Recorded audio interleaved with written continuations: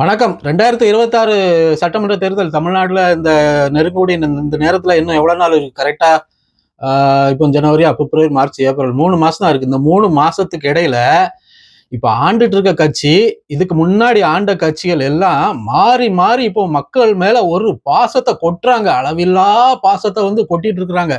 ஐயோ! தமிழ்நாட்டு மக்கள் மேல எவ்வளவு பாசம். எலெக்ஷன் வரும்போதுதான் இவங்களுக்கு இந்த பாசம் எல்லாமே அப்படியே பொத்துக்கிட்டு வரும். அப்படியே பொங்கி வடியும். எலெக்ஷன் டைம்ல தான் மக்கள் மேல பாசங்கள்லாம் பொங்கி வடியும். அந்த வகையில திமுக காரங்க இப்ப ஆண்டுட்டு இருக்காங்களே, அவங்க என்ன பண்ணிருக்காங்க? லேப்டாப் கொடுக்குறாங்க மாணவர்களுக்கு.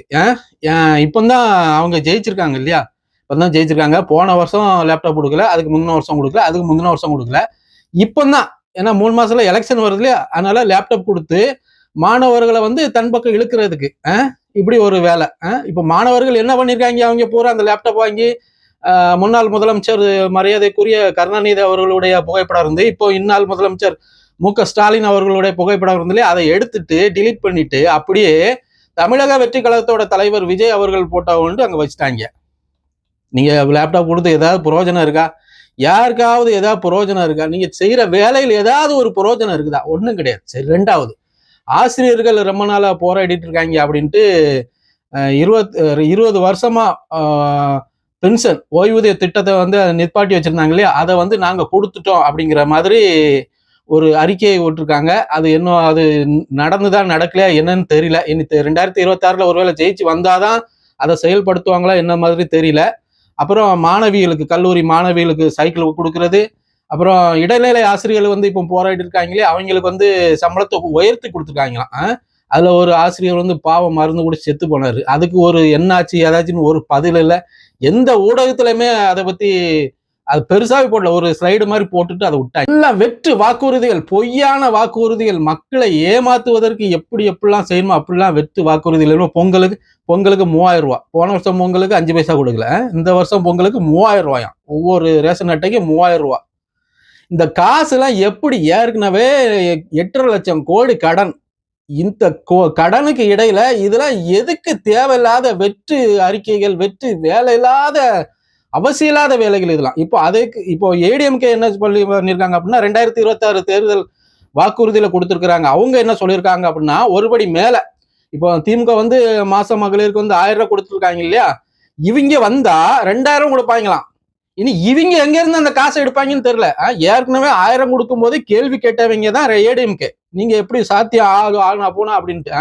இப்போ ஏடிஎம்கே வந்து நாங்க வந்து இப்போ 1000 கொடுத்துட்டு இருக்க இடத்துல மகளிருக்கு வந்து 2000 கொடுப்போம் அப்படின்ட்டு இவங்க இப்போ இந்த 2000 காசை எங்கடா எடுப்பீங்க அப்படின்னு கேட்டா, அது அவங்களுக்கு திறமை இல்லை, எங்களுக்கு திறமை இருக்கு, நாங்க வந்து அதை சரி பண்ணிடுவோம், சரி செஞ்சு எந்த வகையிலயாவது கொடுத்துருவோம் அப்படின்ட்டு ஒரு ஒரு பேச்சு பேசிட்டு இருக்காங்க. அப்புறம் என்ன பண்றேன்னு சொல்றாங்க அப்படின்னா, நகர பேருந்துகள்ல வந்து இப்போ மகளிருக்கு மட்டும்தானே இலவசம் அப்படின்னு இருக்குது, இனி ஆண்களுக்கும் இலவசமா.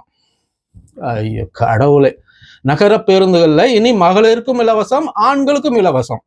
அப்போ நகர பேருந்து ஃபுல்லா இனி என்ன? எப்படி போக வண்டி? டீசல் வந்து ஃப்ரீ. அப்படி அதாவது அந்த வண்டிக்கு டீசல் காசு எங்க இருந்து எடுப்பீங்க? எங்க டீசல் தானங்க ஓடுது அந்த வண்டி, இந்த தண்ணிலே ஓடுது. அந்த டீசல் காசு எங்க இருந்து எடுப்பீங்க? ஏற்கனவே போக்குவரத்து துறையில அந்த பஸ்களுக்கு எல்லாம் மெயின்டெனன்ஸ் பண்ண காசு இல்லாம தான் டயர் சரியில்லாமையும், ஃபுட்போர்டு சரியில்லாமையும், கண்ணாடி இல்லாமலையும், அந்த ஃப்ரண்ட் கிளாஸ்ல 2 வைப்பர் இருந்த இடத்துல ஒரு வைப்பரை வச்சு ஓட்டிட்டு அதுவும் ஒழுங்கா ஓடாது, ஒரே கிராச். இப்படி மெயின்டெனன்ஸ் பண்ண கூட காசு இல்லாத இந்த நேரத்துல இனி ஆண்களுக்கும் இலவசம்னு ஒரு அறிக்கை கொடுத்துட்டு அந்த டீசல் காசை எப்படி எடுப்பீங்க? எப்படி சரி பண்ணுவீங்க? அந்த போக்குவரத்து அந்த பஸ் டிரைவர், கண்டக்டர் அங்க வேலை செய்யறவங்களுக்கெல்லாம் எப்படி சம்பளம் கொடுப்பீங்க? இது என்ன ஒரு திட்டம்? முட்டாள்தனமான என்ன ஒரு திட்டங்கள் நீங்க வச்சிருக்கீங்க? உங்களுக்கெல்லாம் அந்த மக்களை வந்து நம்பி ஓட்டு போடுறாங்க பாத்தீங்களா? மக்களை தான் சொல்லணும். அப்புறம் என்ன சொல்லியிருக்காங்க அப்படின்னா, கிராமப்புறங்களில் வீடு இல்லாதோருக்கு இடம் வாங்கி காங்கிரீட் வீடு கட்டி தரப்படும். கிராமப்புறங்கள்ல வீடு இல்லாதவங்க இருப்பாங்க இல்லையா, அவங்களுக்கு இடத்தை வாங்கி காங்கிரீட் வீடு கட்டி கொடுப்பாங்களாம். என்ன எப்படி சாத்தியம்னு ஒண்ணும் தெரியல. அப்புறம் அம்மா 2 சக்கர வாகன திட்டத்தில் 5 லட்சம் மகளிருக்கு வந்து 25,000 ரூபாய் மானியம் வழங்கப்படும் அப்படின்னு சொல்லியிருக்கிறாங்க. இப்ப யாரு வண்டி இல்லாம இருக்கிறாங்க என்ன ஏதுன்னு தெரியல.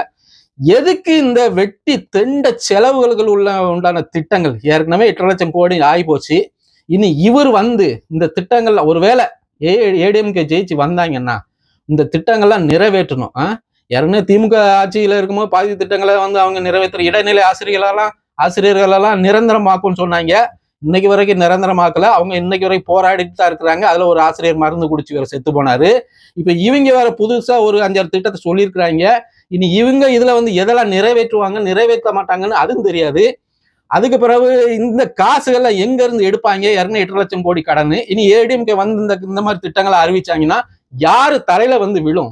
இந்த திட்டங்கள் இந்த இதுக்குள்ள காசுல யார் தலையில வந்து விழும்? நீங்க மேல் மேலும் கடனை வாங்கி எதுக்கு இந்த வெட்டியான திட்டங்கள்? எதுக்கு நீங்க அறிவிங்களா ஒரு திட்டங்களை? பள்ளிக்கூடம், அரசு பள்ளிக்கூடம்ல எவ்வளவு மட்டமா எவ்வளவு கேவலமா இருக்குன்னு உங்களுக்கு தெரியும். அரசு மருத்துவமனைகள்ல எவ்வளவு கேவலமா இருக்குன்னு உங்களுக்கு தெரியும். வேலை இல்லாம படிச்சுக்கிட்டு இந்த பட்டதாரிகள் எத்தனை பேர் வேலை இல்லாம இருக்கிறாங்க.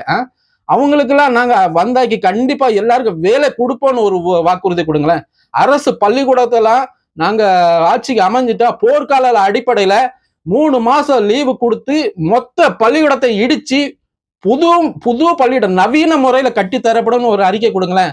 அது மாதிரி அரசு மருத்துவமனைகள் எல்லாமே தரமற்று இருக்கு இல்லையா? அந்த மருத்துவமனைகள் எல்லாமே தரம் செய்து கட்டடங்கள் வந்து மோசமான இருக்கிற கட்டடங்களை வந்து இடிச்சு புது கட்டடங்கள் அமைச்சு தரமான மருத்துவர்கள் எல்லாம் வசதியா இப்போ இருக்கிற டெக்னாலஜி வச்சு எல்லாம் அமைச்சு தரும் அப்படின்னு ஒரு அறிக்கை கொடுங்களேன். நீங்க இவங்க என்ன பண்றாங்க அப்படின்னா எல்லாமே இலவசம். மாணவர்களுக்கு லேப்டாப் இலவசம், பெண்களுக்கு ஸ்கூட்டி இலவசம், ஆண்களுக்கு வந்து 2000 அந்த பசு இலவச பசு வசதி, பெண்களுக்கு இப்போ 1000 ரூபாய் கொடுத்திருந்த இடத்துல அந்த 2000 ரூபாயில இப்போ 2000 ரூபாய் எக்ஸ்ட்ரா கொடுத்து மொத்த பேரையும் அந்த முட்டாளாக்கி சொங்கியலாக்கி சோம்பேறிகள் ஆக்குறதுதான் இவங்களோட வேலை. ஒரே வார்த்தையை சொல்லிருங்களா, நீங்க யாருமே வேலைக்கு போக வேண்டாம், நல்லா தின்னுட்டு வீட்டுல இருங்கன்னு சொல்லிருங்களா, நாங்களே கவர்மெண்ட்ல பாத்துக்கிறோம் அப்படின்ட்டு. இதெல்லாம் என்ன? மக்களை வந்து சொங்கியாக்கி சோம்பேறியாக்கி மக்களை வந்து சிந்திக்க விடாம வைக்கிறது தான் இவங்களோட எண்ணம். டாஸ்மார்க்க மூடுவேன்னு சொல்லுங்களேன் யாராவது, மதுப்பான கடையே இருக்காதுன்னு சொல்லுங்களேன் யாராவது சொல்லுங்களேன். சொல்ல மாட்டாங்க. ஏன்னா அவங்களுக்கு இதுல வந்து கூட்டு உடன்பாடு, அதனால அவங்க சொல்லவே மாட்டாங்க.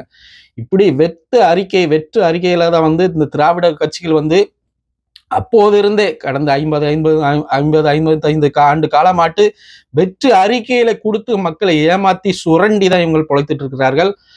2024 மக்களை நீங்கள் வந்து சிந்திங்க, எது வேண்டும். 2026வது ஆண்டு நடந்துட்டு இருக்கு. மக்களுக்கு வந்து எல்லாமே தெரியும். இந்த காலத்துல யாரு எப்படி என்ன செஞ்சுட்டு இருக்காங்க, யாரு மக்களுக்காக நிக்கிறா, யாரு மக்களுக்காக நிக்கிற எல்லாமே தெரியும். இவங்க வந்து இலவசத்தை கொடுத்து ஏமாற்றுறாங்க நம்மள.